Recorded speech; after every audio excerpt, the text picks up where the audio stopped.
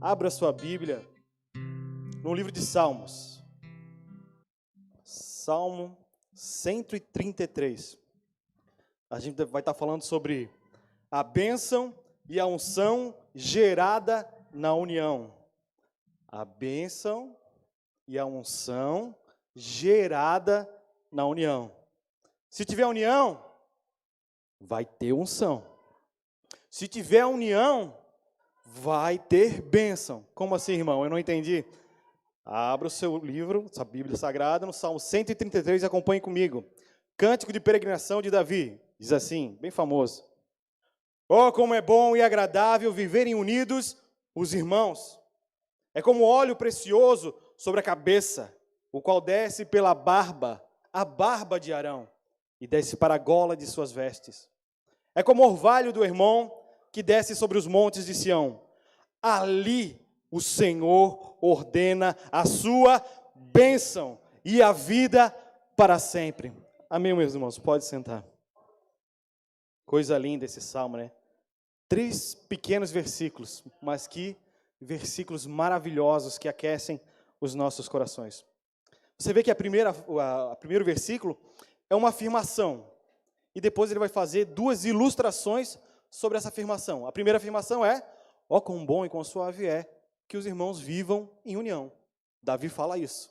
Após fazer essa afirmação, ele vai dar 2 ilustrações sobre como ele vê a união dos irmãos.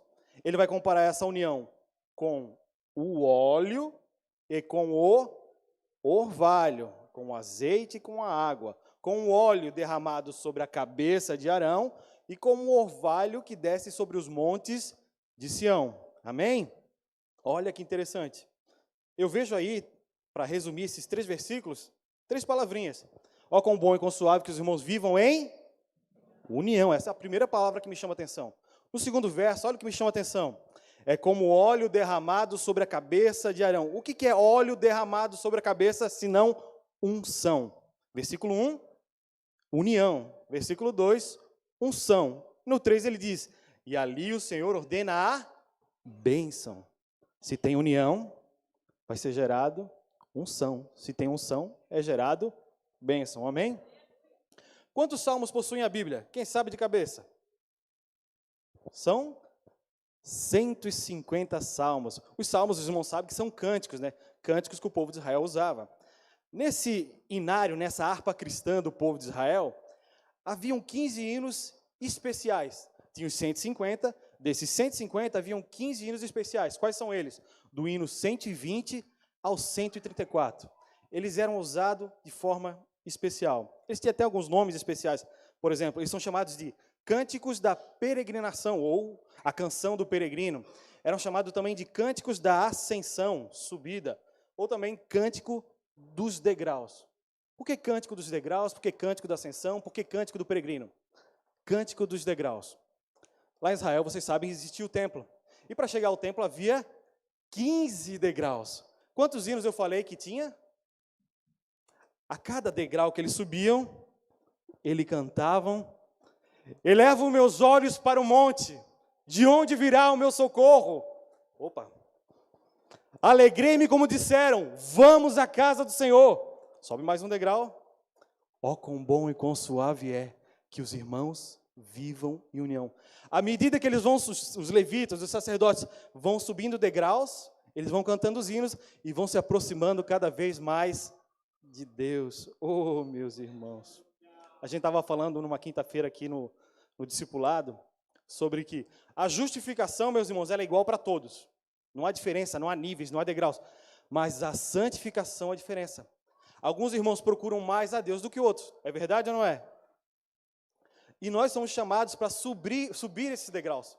Por exemplo, Pedro, ilustrando Pedro, vai dizer assim: irmãos, sigam os degraus da santificação. Peguem a sua fé e associem a virtude. Mas não para aí, sobe mais um degrau. Associa a virtude ao conhecimento. E o conhecimento a domínio próprio. E o domínio próprio a perseverança. E a perseverança a piedade. E a piedade a fraternidade. E a fraternidade o amor. Suba os degraus. Cresça em santificação. Se aproxime de Deus. Tem gente que pensa que arrependimento e fé é só na hora de conversão. Não, irmãos. A nossa vida é uma vida de arrependimento e fé. Qual é a mensagem de Cristo em Apocalipse para todas as igrejas? Arrependei-vos, arrependei-vos, arrependei-vos. Irmãos, arrependimento e fé são dois movimentos interessantes. Vamos fingir que aqui está o pecado e aqui está Deus. Quando eu faço esse movimento de dar as costas para o pecado, eu estava indo em direção ao pecado, eu me converto, eu me arrependi, não quero mais. E agora eu vou nessa direção. Isso é arrependimento. Mas, ao mesmo tempo, não basta apenas arrependimento. Como eu me aproximo de Deus? É necessário que aquele que crê que Deus exista, exerça fé. É através da fé que nós nos aproximamos de Deus. Então, fé e arrependimento. Me afasto do pecado e me aproximo de Deus. Vou subindo os degraus da santificação. Eu quero mais de Ti, Senhor. Eu quero me aproximar de Ti, Senhor. Me ajuda que Ele cresça e que eu diminua. Quem aqui está subindo os degraus da santificação? Para abandonar a Babilônia e se aproximar mais de Jerusalém. Por isso que eles são chamados também de cânticos da ascensão. Sião, Jerusalém, ficava num monte, então eles teriam que subir. É o cântico da ascensão. E nós estamos nessa subida para Jerusalém celestial. E eram cânticos de peregrinação. O que é um peregrino, né? Você vai ver que interessante. Cada salmo ele pode ser visto como um passo do peregrino, da sua jornada do seu local, onde morava, até Sião. Imagine Florianópolis. Vamos supor que aqui seria o Templo de Jerusalém. Alguns crentes ficavam lá em Canasvieiras, outros no Rio Tavares, outro lá no Campeche, no sul da ilha. Então, todos eles saíam dos seus lugares e vinham para Jerusalém, para o Monte Sião, peregrinavam para o templo. E durante essa peregrinação, eles cantavam esses 15 hinos. Por exemplo, no Salmo 120, onde começa essa peregrinação, o que eles cantam? Na minha angústia clamei ao Senhor, e Ele me respondeu, Senhor, livra-me dos lábios mentirosos e da língua enganadora. Se a gente fosse traduzir para os dias de hoje, seria, Senhor, livra-me das fake news. Ou seja, ele está num lugar que ainda não é o lugar onde Deus habita. Ele está sofrendo perseguição, calúnia, difamação. Eu quero ir para o lugar onde tem segurança. Esse lugar onde tem segurança é Sião, onde Deus habita. Quando você vê o Salmo 121, ele diz, eleva os meus olhos para o monte, de onde virá o meu socorro. Ele está indo em direção a Sião. Quando você chega no Salmo 122, olha o progresso. Ele vai dizer, alegrei-me quando me disseram, vamos à casa do Senhor. Pararam os nossos pés junto às tuas portas, ó Jerusalém. Chegaram a Sião. E a partir do Salmo 122, eles vão celebrando por estarem em Jerusalém, o lugar onde Deus habita. Amém, meus irmãos? Esses salmos de 120 a 134 eram cantados pelo povo que peregrinava em Sião, como eu falei, irmãos. E eu queria fazer uma pergunta. Quem aqui foi liberto da Babilônia? Quem aqui foi liberto do Egito? Irmãos, então, a peregrinação não vai ser fácil. Vai ter muitas dificuldades, muitos obstáculos para você chegar em Jerusalém. Mas eu quero te contar uma coisa. A gente não peregrina sozinho. Nós não peregrinamos sozinhos. Primeiro, nós temos o nosso Deus ao nosso lado. Mas não temos apenas o nosso Deus. Deus nos deu irmãos. Deus nos deu uma família para caminharmos juntos. Eu costumo dizer que na vida do crente, ele precisa ter pelo menos 3 pessoas. Ele precisa ter um Paulo, ele precisa ter um Barnabé e um Timóteo. O que é um Paulo? Paulo é aquele tipo de pessoa que você olha assim, que olha as coisas boas, qualidades boas. Esse aspecto dele parecido com Cristo, eu quero ser. Como ele ora, é um homem de oração.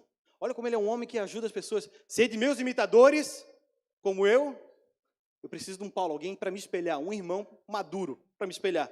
Mas eu preciso também não apenas ter algum irmão maduro, mas Deus nos chamou também para pregar o evangelho, para ensinar. E assim como Paulo, ele também tinha um Timóteo. Nós precisamos de ter alguém para discipular, para ensinar o evangelho. Quem é o teu Paulo? Quem é o teu Timóteo? Mas nós também precisamos, nessa peregrinação, ter um Barnabé. Quem é um Barnabé? Barnabé é alguém que está no mesmo nível que você. É um companheiro de viagem. É aquele que você pode contar algo para essa pessoa e essa pessoa não vai usar aquilo contra você. É alguém que vai te ajudar quando você estiver caído. É alguém que vai te ajudar nessa peregrinação. Quem é o teu Barnabé? Nós temos aqui uma família de Barnabé, irmãos de Barnabé aqui, para nos ajudarem a chegar em Jerusalém. E por que eles subiam a Jerusalém? Por que eles iriam ao templo? Porque Deus determinou que durante o ano eles teriam 3 festas. Quais eram? 3 festas que iniciavam as comemorações. Era a festa, primeiro, Páscoa. Segundo, eles teriam que subir em Pentecostes. E terceiro, eles teriam que subir em tabernáculos. Meus irmãos, se você estudar um pouquinho, a Páscoa é o cordeiro que foi sacrificado e eles saíram do Egito, certo? Pentecostes é a celebração de quando eles receberam a lei dos 10 mandamentos, de 50 dias depois, lá no Monte Sinai. E tabernáculos era para lembrar que uma vez eles estiveram no deserto, mas agora Deus habita com eles. Irmãos, essa é a nossa história. O Cordeiro de Deus morreu por você. Merecíamos? Eu não mereço tanto amor. Eu não sou digno do seu perdão. A dor que passou meu rei e meu Senhor, sempre o adorarei. O Cordeiro morreu por mim, mas a história não acaba aí. Nós saímos do Egito, o Cordeiro morreu por nós, mas agora nós estamos atravessando um deserto. E agora ele não deu mais tábuas de pedra para governar a nossa vida. Não, não. O próprio Deus legislador habita dentro de nós e nos guia, nos mostrando o caminho. E um dia, como disse o nosso amado irmão Jaci, ele nos salvou, está nos salvando. E por fim, ele irá buscar a sua igreja. A Jerusalém celestial descerá até nós. Quem está indo para Jerusalém? Amém. Então nós vemos tudo isso nos salmos da peregrinação. E o Salmo 133, ó, quão bom e quão suave é que os irmãos vivam em união, é o penúltimo salmo. Penúltimo salmo. E esse salmo é também um salmo de peregrinação. Ele está mostrando que para a gente chegar a Jerusalém, vai chegar a Jerusalém alguém que está brigado com o irmão? Ó, quão bom e quão suave é que os irmãos vivam, hein? Quando a pessoa está brigada com o irmão e vem fazer uma oferta, Jesus aceita? O que ele fala para fazer? Vai se consertar com o irmão, aí sim a sua oferta vai ser aceita. Se não tivermos em união, irmãos, não vai subir. Não desce unção e está debaixo de maldição. Olha o que o Salmo diz, lembra as 3 palavrinhas? União, gera unção, gera bênção. Se não tem união, tem divisão, não tem unção, tem sequidão. E se tem sequidão, tem maldição, não gera frutos. Segui a paz com todos e a santificação, sem a qual ninguém verá o Senhor. Vamos dar uma exploradinha no Salmo 133? Olha a exclamação de alegria de Davi. Ó, quão bom e agradável é que os irmãos vivam em união. Que maravilha! Olha como quando os irmãos vivem juntos em harmonia. Os irmãos que são músicos sabem, harmonia é diferente de melodia. Melodia são notas individuais. Agora, a harmonia é um conjunto, é um grupo de notas. São diferentes, mas que juntas no mesmo propósito soam com beleza, soam agradável. A igreja é essa harmonia, esse acorde, essa guitarra de Jeová. Somos cada um diferentes, mas quando estamos unidos no mesmo propósito, aí há harmonia. Irmãos, trabalhando juntos para Deus. Olha, veja, olha como é bom, olha como é agradável os irmãos viverem em união. Todo mundo sabe, né, que qual é uma das maiores bênçãos da união? Todo mundo já ouviu a brincadeira em que a união faz a força e a gente não está falando do açúcar, né? A união faz a força. Juntos somos mais fortes. Quem nunca se deparou olhando para o céu azul, voando um bando de pássaros? Vocês já viram como é que eles voam? Normalmente eles voam na formação de V. Por exemplo, os patos que fazem longas distâncias, eles fazem essa formação de V. Por quê? Porque é uma maneira deles quebrarem o vento. E esse aqui está na frente, ele sofre todo o impacto maior. Então o que ele faz? Está ali, e depois ele troca com outro. E vai, e troca com outro, e vai. A igreja é assim. Um ajudando o outro para chegarmos a Jerusalém. Tá difícil, irmão? Eu te ajudo. Não, irmão, eu te ajudo. Vamos juntos para Sião. Amém? Quem tem criança pequena, provavelmente, já viu o filme Bugs Life, Vida de Inseto. No momento, eles estão sendo atacados por gafanhotos. Até o momento que eles entendem que eles são maioria. E quando eles são unidos, a união faz e eles vencem. A mesma coisa é a igreja, irmãos. Uma igreja dividida é fraca, mas uma igreja unida é forte. Tenta quebrar um graveto. Assim. Agora junta um monte de graveto. Rasga uma página. Agora tenta rasgar um livro inteiro. A união faz a força. Junto nós somos mais fortes. E você quer saber como é que está a sua união com Deus? Faça o seguinte teste. Pergunte para você, analise a sua vida e veja como está a minha união com os meus irmãos. Se a sua união com os irmãos estiver correta, a sua união com Deus está correta também. Se eu perguntasse, Caim, como é que está a tua união com o teu irmão? A união com Deus também não estaria correta. Olha que importante isso, né? Ó, quão bom e agradável é que os irmãos vivam em união.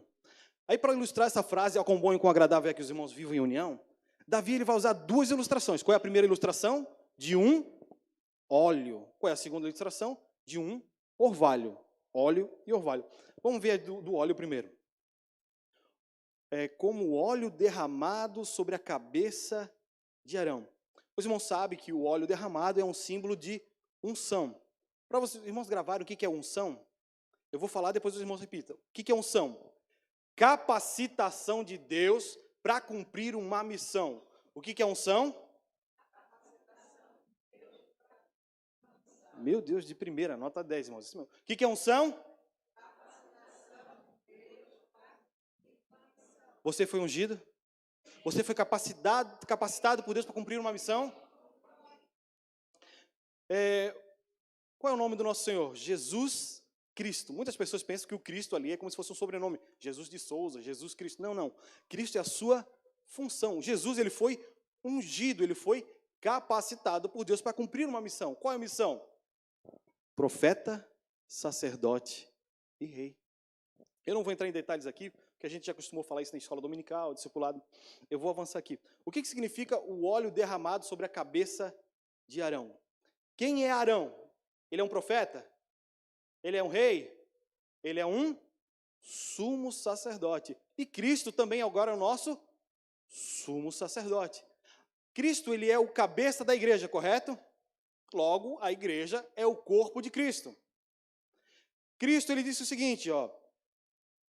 Aquele que crê em mim, conforme diz as Escrituras, rios de água viva correrão, fluirão do seu interior. E isso ele falava a respeito do Espírito. Rios de água viva igual Espírito. Mas ele disse o seguinte, mas o Espírito só seria dado quando ele fosse assunto aos céus. E o que aconteceu depois de 50 dias assunto ao céu? O Pentecostes desceu. O óleo desceu sobre a igreja. O óleo que antes estava sobre a cabeça, sobre Cristo, lembra do batismo? A pomba sobre Jesus lá no batismo? Agora esse óleo, esse Espírito Santo, foi derramado sobre quem? Sobre nós, irmãos, sobre a igreja. Flui, olha, o óleo foi derramado pela cabeça, desce a barba e escorreu para onde? Para o corpo, ou seja, cabeça e corpo, Cristo e a igreja. O óleo que estava sobre Cristo também agora está sobre nós, irmãos, sobre você. E um detalhe interessante, o que Arão trazia aqui no seu peitoral? 12 pedras, representando as 12 tribos de Israel, representando o povo de Deus. Não só o cabeça foi ungido, mas todo o seu povo. E aqui vem um detalhe. Todos os membros participam dessa bênção. O ponto de comparação é que o óleo da unção sobre a cabeça de Arão descia sobre os membros do seu corpo. Ah, que coisa linda! Todo o corpo do sacerdote foi ungido para o trabalho. Eu vou repetir para ver se você vai entender. Todo o corpo do sacerdote foi ungido para o trabalho. Por que você foi ungido? Para ficar sentado? Sentado, salvo e satisfeito? Não, você foi capacitado para trabalhar para Deus. Irmãos, cada um de nós aqui, Deus nos deu um dom, pelo menos um dom nós temos, nós fomos capacitados pelo Espírito. Não existe crente que não tenha dom. Existe crente que negligencia o seu dom. Mas crente sem dom não tem, porque se ele tem o Espírito capacita com pelo menos um dom. Você tem que entender, irmãos, que aqui não é palco e plateia. Não, você foi chamado para trabalhar, para servir a Deus. Você tem uma função no corpo. Não seja negligente. Quem já ouviu falar sobre a parábola dos talentos? Todos receberam, mas teve um que foi negligente. Não seja negligente com o dom que Deus te deu. Não negligencie o dom que Deus te deu. Coloque ele em prática. Busque irmãos para te ajudarem a colocar esse dom em prática. Não seja apenas um membro de banca. Não, Deus tem algo para você fazer aqui com os irmãos lá fora. Use para o reino. Então o que a gente viu? O Salmo 133 é uma figura do quê? De Atos 2, do Pentecostes. Cabeça de Arão, o corpo de Arão, figura de Cristo e a igreja sendo o óleo derramado. E uma coisa que eu acho muito bonita, como a gente falou, a união desceu a unção. E essa unção gera missão, gera bênção, vida eterna, como fala a continuação do Salmo. Se você conhecer a história do pentecostalismo, você vai ver que aconteceu a mesma coisa. Lá nos Estados Unidos, lá em 1906, os Estados Unidos tinha muita segregação racial. Havia banheiro de branco, banheiro de negro, escola para branco, escola para negro. Mas teve irmãos, brancos e negros, que se uniram. E sabe o que aconteceu? Um dos maiores avivamentos da história. O avivamento da Rua Azusa. Irmãos foram, por se unirem para adorar a Deus, o Espírito Santo desceu. Ó, quão bom e agradável é que os irmãos vivam em união. Por que muitas vezes o Espírito não desce? Porque a intriga, a divisão, a inveja. Ô, irmãos. Segunda ilustração. Ó, quão bom e quão suave é que os irmãos vivam em união. É como o óleo. E a união também é semelhante ao orvalho. O que é o orvalho na Bíblia? Oséias 14:5 diz o seguinte: eu serei para Israel como o orvalho. Ou seja, Deus como figura do orvalho. Deuteronômio 32:2. Goteja a minha doutrina como chuva, e destile a minha palavra como orvalho. Palavra como orvalho. O orvalho é uma figura da palavra. O ponto de comparação é que o orvalho, ele vivifica, a palavra vivifica. Aqui algo interessante. O Monte Hermão, diz assim, ó, é como óleo, é como o orvalho que desce do Hermon sobre os montes de Sião. O Monte Hermon, meus irmãos, ele era o monte mais alto lá da região de Israel. E o Monte Sião era um pouco menor. O Monte Hermon era alto, o Monte Sião menor. Só que o orvalho caía tanto como um, como para o outro. União, igualdade. O mesmo orvalho abençoa tanto os líderes como aqueles que estão servindo, tanto a faxineira como o pastor. O mesmo Espírito está sobre todos. O mesmo orvalho cai sobre todos. O irmão ficava no norte e Sião ficava no sul. Ele está dizendo, porque o período que está acontecendo ali, as tribos estavam divididas, só Judá tinha aceitado Davi como rei, mas agora o povo do norte também tinha aceitado Davi como rei, que era o povo maior, o povo Judá menor, o do norte maior. Então agora eles estavam unidos, tendo o Davi como líder, como cabeça, e ali havia união. Tanto o pequeno Monte Sião, como o Monte Hermon desfrutava da mesma dádiva. Joel 2, 28, 29 vai mostrar isso, olha que coisa linda. E acontecerá, depois que derramarei o meu espírito sobre alguns. É isso? Não. Opa, eu errei, não é sobre alguns. É sobre todos. O Espírito desceu sobre você, irmão. Vossos filhos, as filhas não, né? É homem e mulher? Filhos e filhas profetizarão. Ah, mas os velhos estão descartados, né? Não, os velhos sonharão, mas os jovens serão desprezados, certo? Não, os jovens terão visões. Até sobre os servos e sobre as servas derramarei o meu espírito sobre todos. Amém? É como o orvalho do Hermon que desce sobre os montes de Sião. Ali o Senhor ordena a sua bênção e a vida para de sempre.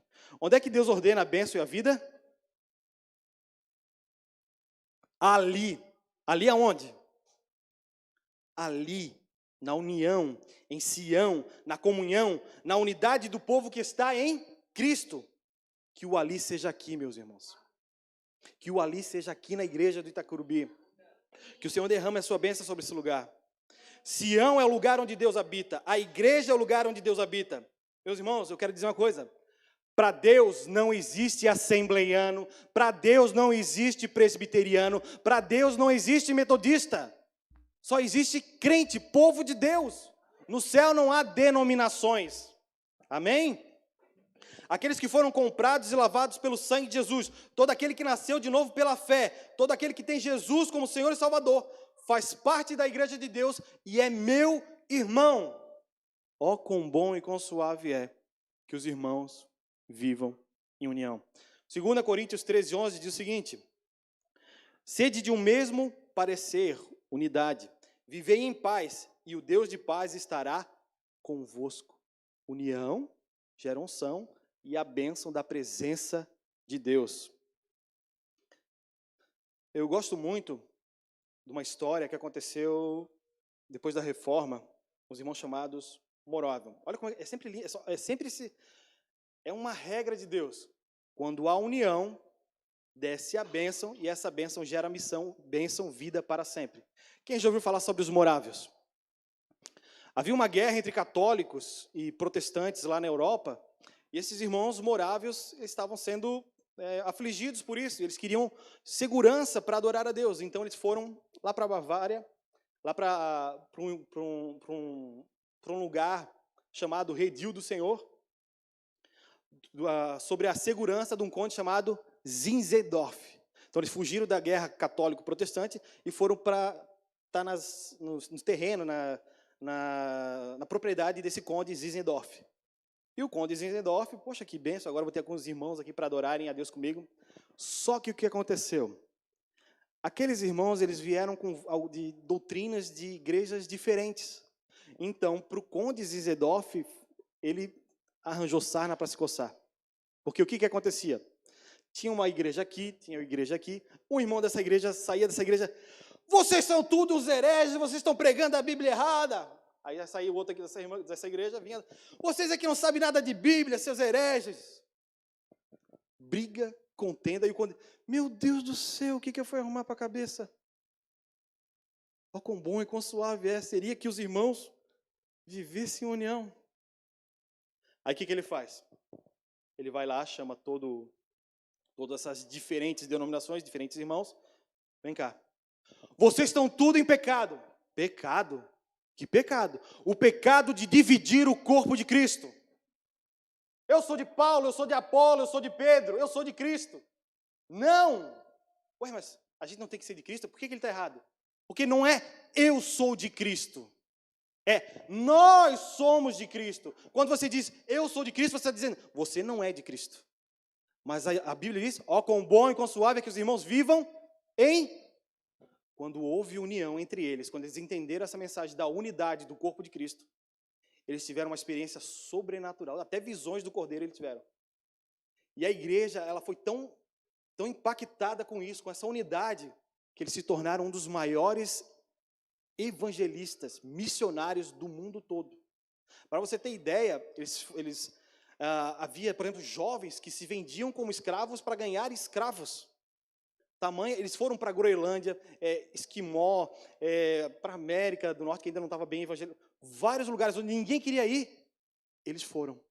Quando há unidade, desce a unção, e a unção gera missão, bênção, vida eterna. Amém, meus irmãos? E outro ponto que me chama a atenção nesse salmo, que o irmão Jean também falou, você viu quantas vezes aparece a palavra desce? desce, desce. É como óleo que desce, desce. É como orvalho que desce. E aqui tem um segredo. O que a gente tem que fazer para aquilo do alto descer? Descer. Quando você desce, se humilha, está em união. O óleo desce, o orvalho desce, a bênção desce. Quando meu eu e o meu orgulho descer comigo e se misturar com as águas de um rio, então subirei como Naamã curado, e eu abro mão de tudo que sou, só pra te adorar, Senhor, Senhor. Quebra o meu orgulho.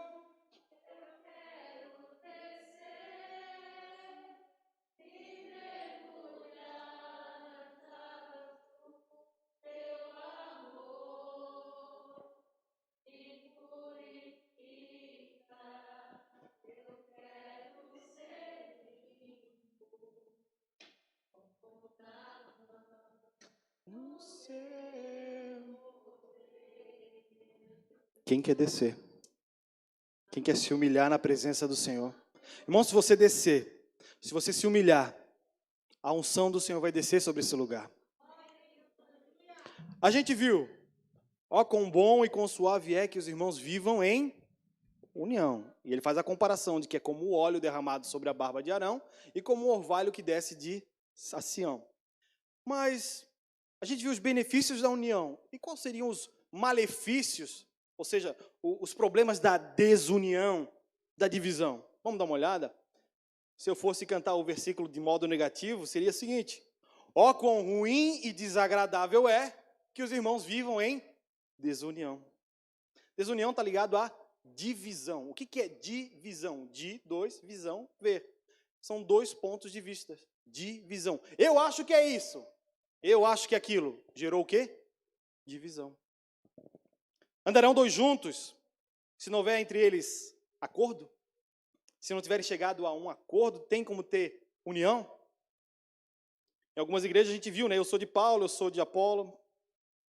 Irmãos, uma igreja dividida, ela é forte ou ela é fraca? Esse é um princípio que até o diabo sabe. Ele pratica esse princípio de não dividir a casa dele. Jesus falou que uma casa dividida não subsiste. Até o diabo sabe da importância de estarmos unidos. O diabo ele tem uma estratégia. Se você vê a primeira carta de Pedro e a segunda carta de Pedro, ele tem um contraste. A primeira carta de Pedro, você vai ver os irmãos sendo perseguidos. O tema lá é sofrimento e glória. Irmãos, continue firme sofrendo, porque os sofrimentos desse tempo presente não são para ser comparados com a glória que há de ser revelada em nós. Sofrimento e glória. O que o diabo está fazendo?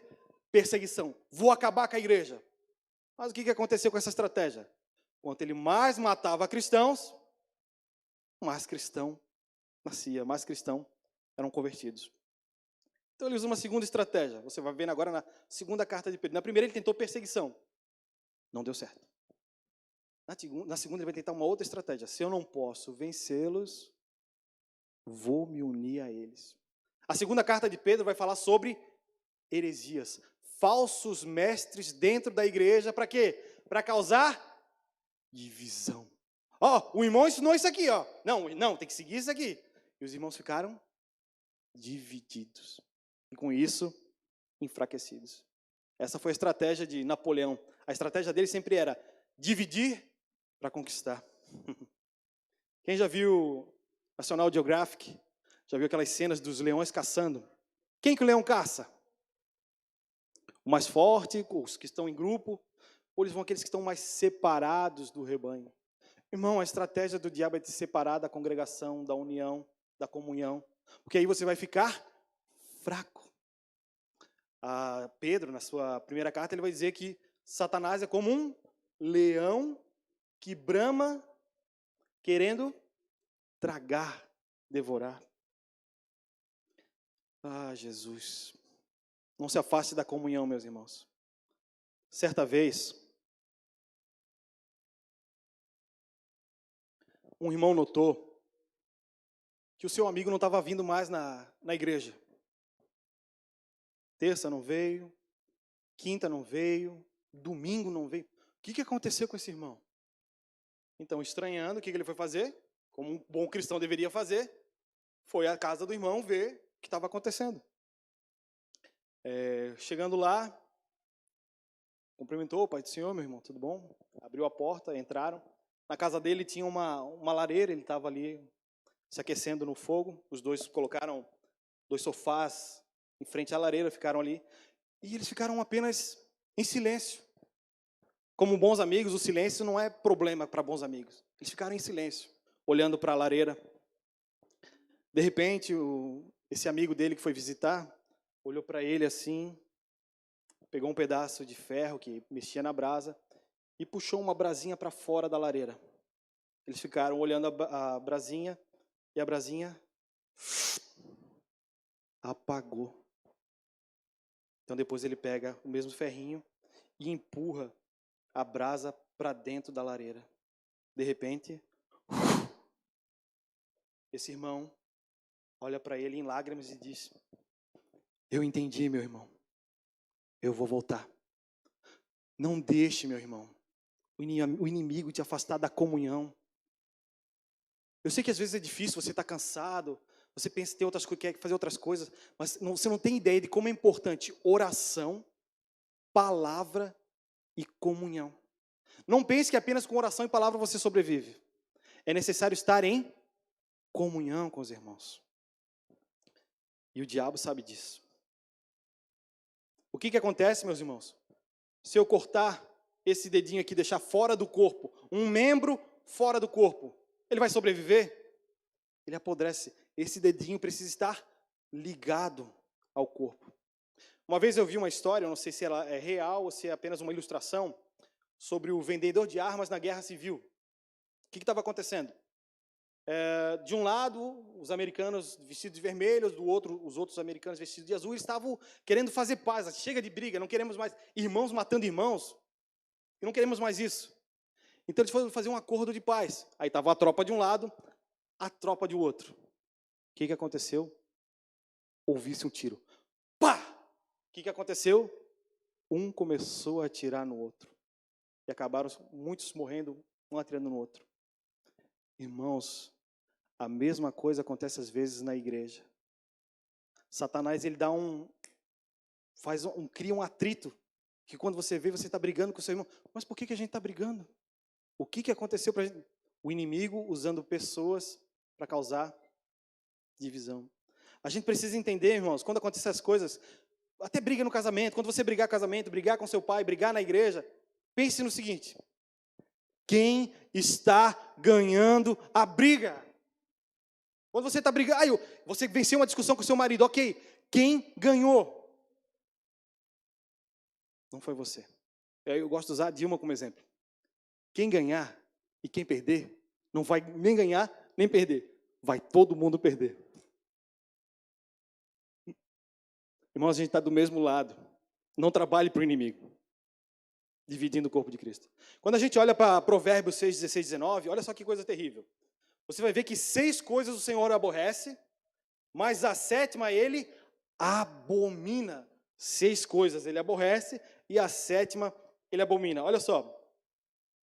1. Olhos altivos, língua mentirosa, mãos que derramam sangue inocente, coração que trama projetos iníquos, pés que se apressam a correr para o mal, testemunha falsa que profere mentiras. Essas são as 6 coisas que Deus aborrece. Agora, olha a 7ª e tenha medo. O que semeia contenda entre os irmãos. Isso Deus abomina. Ai daquele que ao invés de pacificar faz guerra, ao invés de plantar amor, planta intriga e desunião. Para Deus isso é abominação. Esses dias eu vi um pregador famoso, ele me deu uma ilustração que eu achei tão engraçada. Ele falou sobre as 3 surpresas que a gente vai ter no céu. A primeira surpresa é: estou aqui! Oh, glória! Consegui! A segunda é: ué, o que você está fazendo aqui? A terceira é: cadê fulano? Aquele fulano, ele vinha para a igreja de parede, mas ele não era igreja. Ele não fazia parte do corpo de Cristo. Não adianta dizer que ama a Deus, mas se não ama os seus irmãos. Ó, quão bom e quão suave é que os irmãos vivam, hein? Irmão, se você não perdoar os seus irmãos, você vai ser perdoado? Quem conhece o Pai Nosso? Perdoa as nossas ofensas, assim como, ou seja, da mesma maneira, assim como eu tenho perdoado a quem nos tem ofendido. Vou inverter. Se eu não perdoar aquele que me ofendeu, Senhor, não me perdoa. É isso que está dizendo a oração. Irmão, ao invés da gente ter divisão, a gente precisa ter visão. Ao invés de divisão, a gente precisa ter visão. E visão do quê? Visão daquilo que o Jean falou.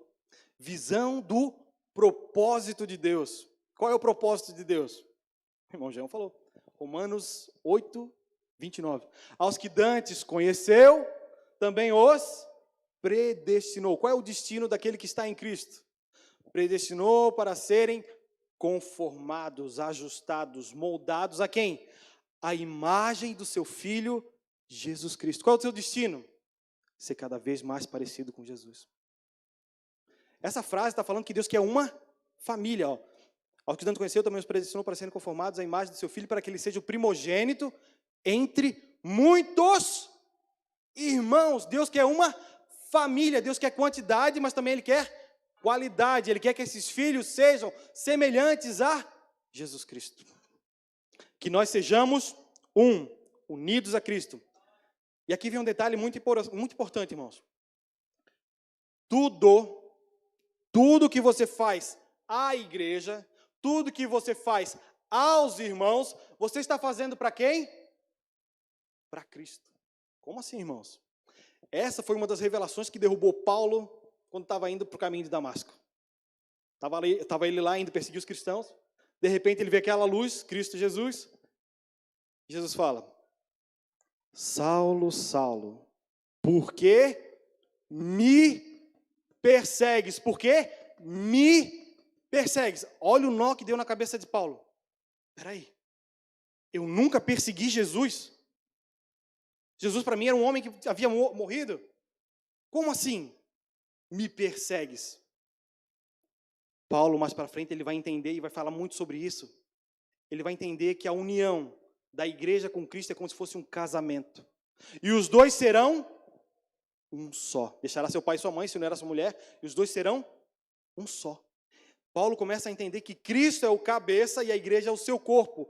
Tudo que você faz para o corpo, você está fazendo para o cabeça. E esse foi o ensinamento de Jesus Cristo. O Senhor nos ensina que quando Ele vier separar bodes de ovelhas, o que Ele vai dizer?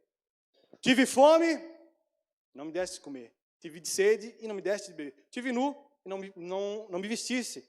Tive na prisão e não me visitasse. Aí eles vão perguntar: mas como, Senhor? Como que a gente viu você nesse estado e não fizemos alguma coisa? Jesus explica: quando deixasse de fazer a um desses meus pequeninos, a mim deixasse de fazer. Você entendeu o mistério? Tudo que você faz para o seu irmão, você está fazendo para Jesus. Seja isso bom ou seja isso ruim. Então preste muito bem atenção quando você trata a sua esposa, porque você está tratando com Jesus. Preste muita atenção quando você trata o seu marido, porque você está tratando com Jesus, a figura da imagem de Deus. Nós somos chamados com isso, irmãos, a pensar no coletivo, ao invés do individual. Nós somos egoístas. A gente só quer pensar em nós. Se a farinha é pouca, meu pirão primeiro. Mas agora que nós entramos na família de Deus, a gente tira o eu e coloca Deus em primeiro lugar. Agora não é meu pai, é Pai nosso. Agora não é meu pão, é pão nosso. Eu penso no coletivo. Eu não só oro pensando em mim, eu oro pensando na minha família, nos meus irmãos. Ó, quão bom e quão suave é que os irmãos vivam em... Ele é o Pai nosso. Então, para a gente ter união, irmãos, a gente tem que ter a visão de que Deus quer uma família, unidade. Ele quer muitos filhos, quantidade, e semelhantes a Jesus, qualidade. E quando você tem essa visão, você consegue viver em união. Olha os discípulos que o Senhor arranjou. Onde é que Jesus foi arranjar Simão Zelote? Naquela época, você era considerado um terrorista. Era alguém que combatia Roma. Pensa num homem indignado com o governo. Era Simão Zelote. Ele ia para o 38, ele ia para a espada, para lutar contra Roma. Mas, do outro lado, você vai ver que Jesus chama um rapaz chamado Mateus, publicano. Para quem que Mateus trabalhava? Para Roma, para você ter ideia, é como se fosse um judeu trabalhando para Hitler. Então, de um lado você tem Simão Zelote, que lutava contra Roma. Do outro lado você tem Mateus, que trabalhava para Roma. Mas o que acontece na vida dessas duas pessoas? Que estavam divididas. Eles têm a visão de Cristo. E agora na união, Jesus manda de 2 em 2. Provavelmente numa dessas idas de 2 em 2. Mateus e Simão Zelote caminhavam juntos, pregando o Evangelho. Ó, quão bom e quão suave é que os irmãos vivam em união. Para terminar, meus irmãos, eu quero terminar com uma lenda africana chamada Ubuntu. Certa vez, um antropólogo, ele foi até a África para pesquisar uma sociedade lá, uma cultura daquela região. Chegando lá, ele viu umas crianças brincando e ele quis fazer uma brincadeira. Ele colocou um cesto de frutas deliciosas, estamos na África, irmãos.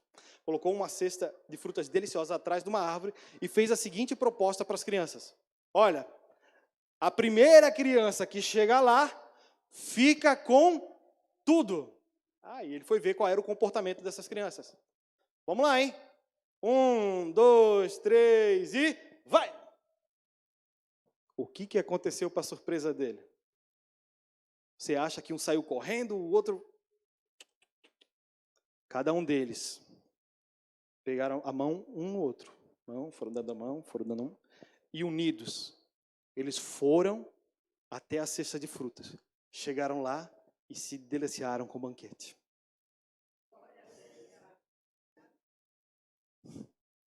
Ele não entendeu nada. Como assim aquele que chegasse primeiro ia ficar com tudo? Eles responderam, Ubuntu. Como poderíamos ficar alegres vendo um de nossos irmãos tristes? Como poderíamos ficar alegres vendo um de nossos irmãos tristes? Meu irmão, do seu lado tem alguém que precisa de ajuda. E Deus te colocou aqui nessa família para você ajudar essa pessoa. Amém, meus irmãos? Vamos colocar de pé?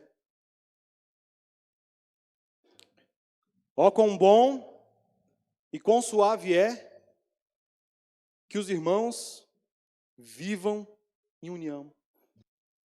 O que a gente viu? A importância da união. Nós vimos que quando a igreja está unida, o Espírito Santo desce.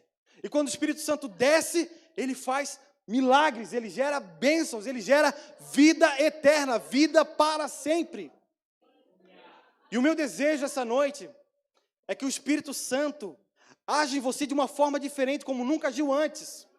Que você dê liberdade, que você se humilhe, que você desça. Senhor, eu tenho um probleminha aqui com o irmão, mas hoje eu vou perdoar ele, Senhor. Hoje eu vou perdoar o meu pai por aquilo que ele fez.